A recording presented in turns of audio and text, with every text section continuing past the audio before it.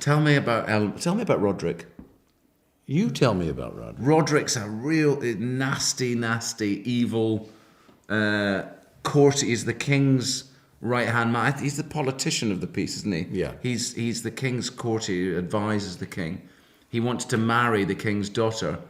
And in those days, probably that would be a marriage that would happen but just for power. But he only wants to marry her so that he can become king in his own right at the end of the day. Right. He doesn't love her.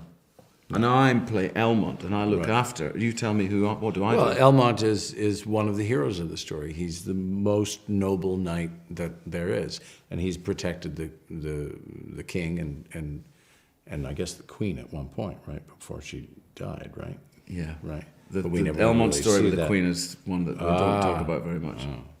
There's the sequel or prequel. Yeah. But anyway, he protects the princess and will do anything he can to do right by her and by the king. And he's utterly fearless. He doesn't always accomplish what he makes an attempt to, but luckily Jack's there to sort of pick up the slack.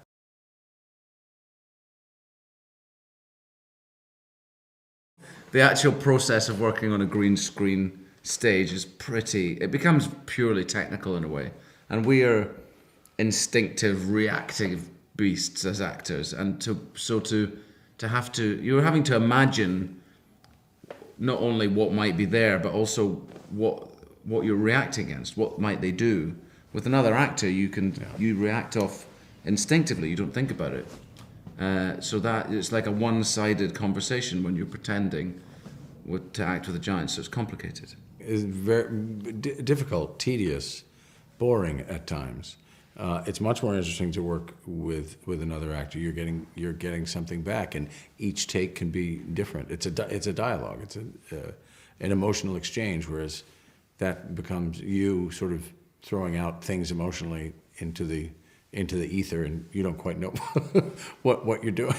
But the people behind the scenes know what they're doing, and Brian sees very clearly what things are supposed to be. And then of course we see the final product and we get it. But during that process it's quite tedious and confounding sometimes.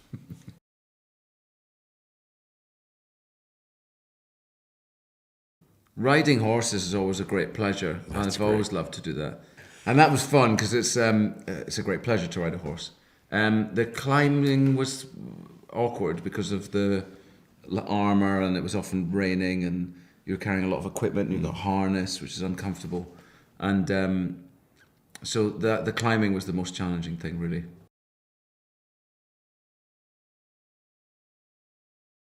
I think it's about confronting your fears.